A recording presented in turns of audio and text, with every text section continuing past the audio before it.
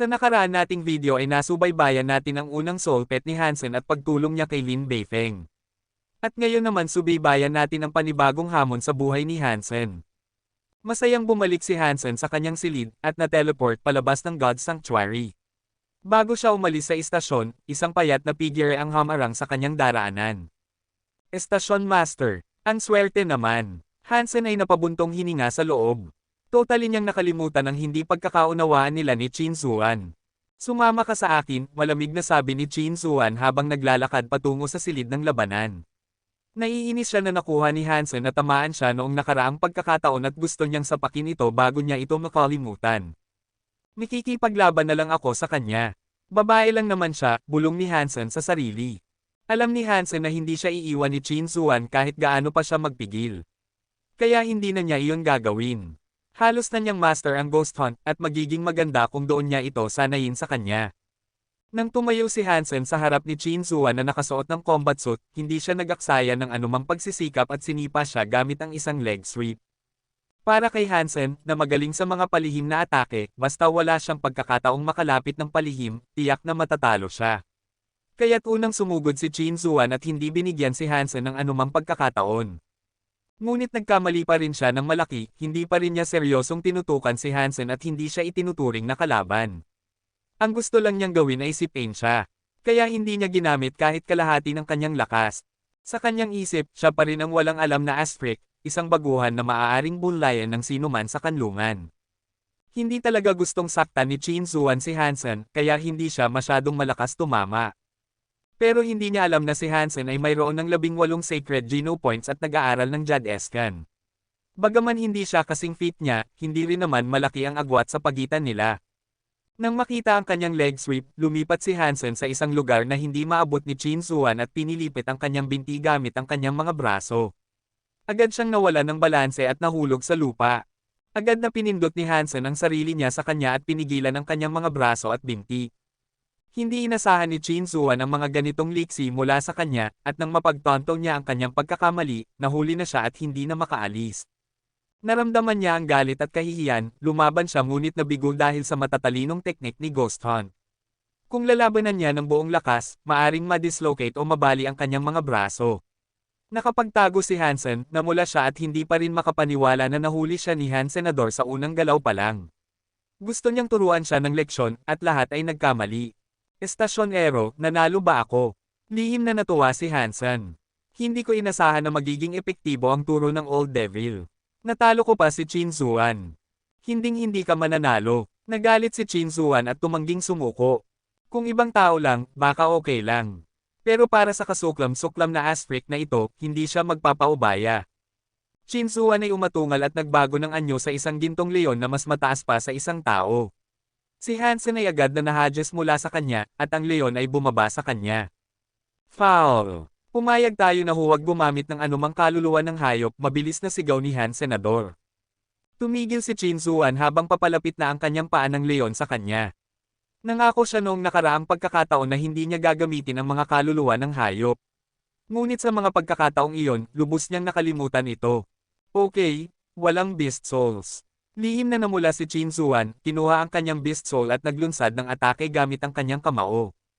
Hindi pa ganap na master ni Hansen ang ghost hunt, at ang kanyang kalakasan at karanasan ay kulang kumpara kay Chin Zuan. Bagaman nakalaban siya ng higit sa 20 galaw mula sa kanya, natalo pa rin siya. Wala nang sinabi si Chin Zuan at umiwas. Sa katunayan, nahihiya siya dahil kung hindi niya ginamit ang kanyang beast soul, hindi niya sana natanggalan si Hansen. Kaya, talo na siya sa sandaling iyon. Hindi pa rin ako sapat na malakas. Ang mga Geno points at kasanayan ko sa laban ay hindi man lang umabot sa kanya. Alam ni Hansen na hindi niya kayang makahabol sa pinakamahusay sa Steel Armor Shelter sa ganitong maikling panahon, kahit na medyo nadismaya siya na hindi niya man lang makuha ang 30 galaw mula sa kanya. Si Chin Zuan ay namumula pa rin pagkatapos maligo. Talagang nahihiya siya na naligay siya sa ganitong mahirap na sitwasyon ng Asfric. May mali. Bagaman hindi masama ang kanyang mga kasanayan sa pakikipagbuno, hindi niya ako mapipigilan kung wala siyang mahusay na pisikal na kondisyon. Paano siya nakakuha ng napakaraming Geno points? Naisip ni Chin Zuan bigla. Mabilis niyang tinawag ang datos na nakolekta sa combat suit ni Hansen. Pinagkagat ni Chin Zuan ang kanyang mga labi at nagmura ng mapait, yung tarantadong yon, tiyak na puno na ang kanyang mutant geno points. Nagpakababo siya para hindi ko siya mapansin.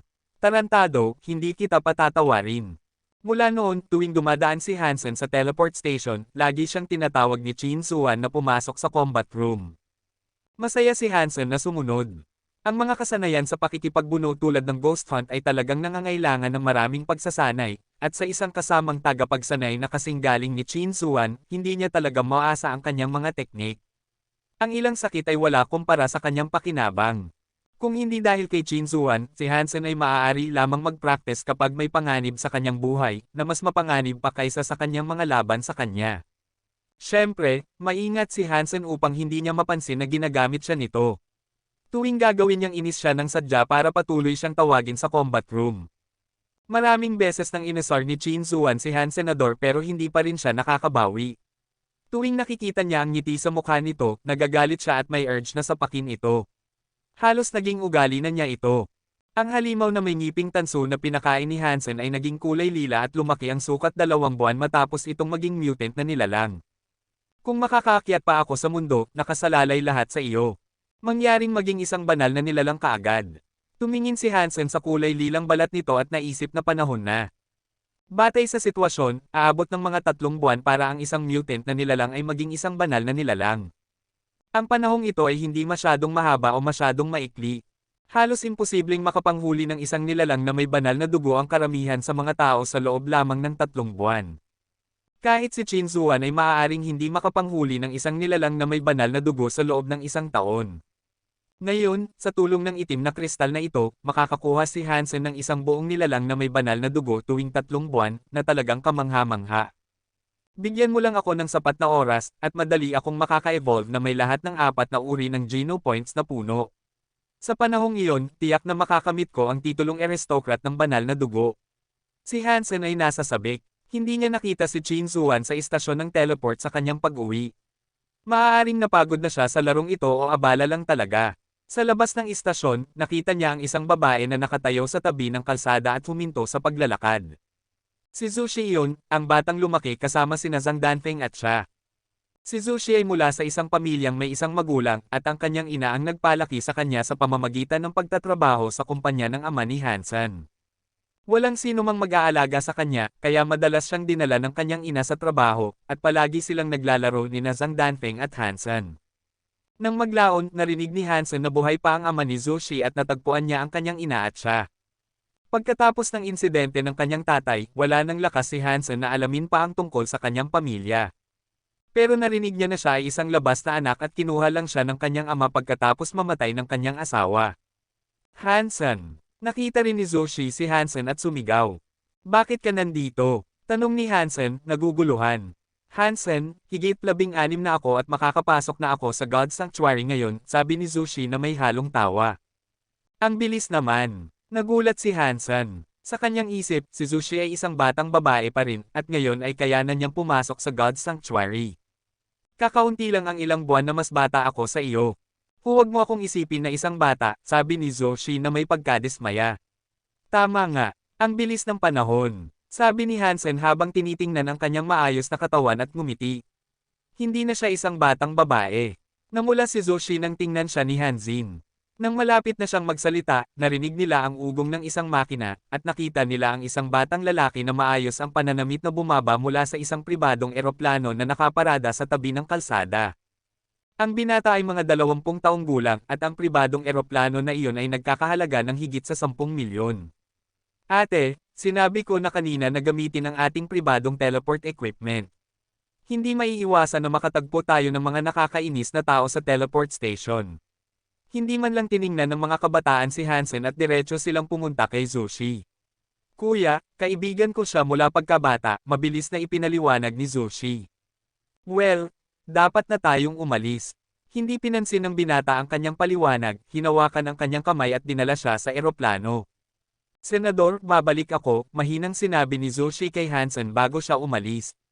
Bumalik ang mga kabataan upang batiin si Hansen, ang mga katulad mo ay hindi karapat-dapat maging kaibigan niya. Iwanan mo siya o magsisisi ka. Ikaw ba ang kausap ko? Sulyap ni Hansen sa kanya.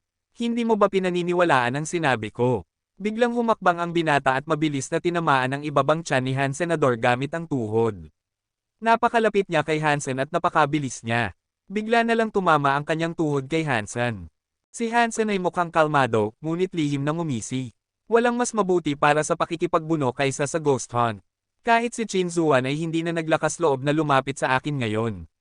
Humilig sa isang tabi, iniiwasan ni Hansen ang kanyang tuhod at ipinatong ang isang binti sa likod ng kanyang binti sa lupa. Hinawakan din ni Han Senador ang leeg ng binata at hinayla ng mabuti. Bang! Biglang nawala ng balanse ang binata at nahulog sa sahig. Nakahiga sa lupa, tiningnan niya si Hansen na may gulat at nakalimutang bumangon. Hindi niya inasahan na magiging walang silbi ang kanyang suntok at hindi makapaniwala na nahatak siya pababa ni Hansen. Hansen, anong nangyari? Nang makita ang nangyayari, tumakbo si Zoshi mula sa eroplano at mabilis na tinulungan ang binata. Wala, isang ritual lang ito sa pagitan ng mga lalaki. Gabi na at kailangan ko nang umalis.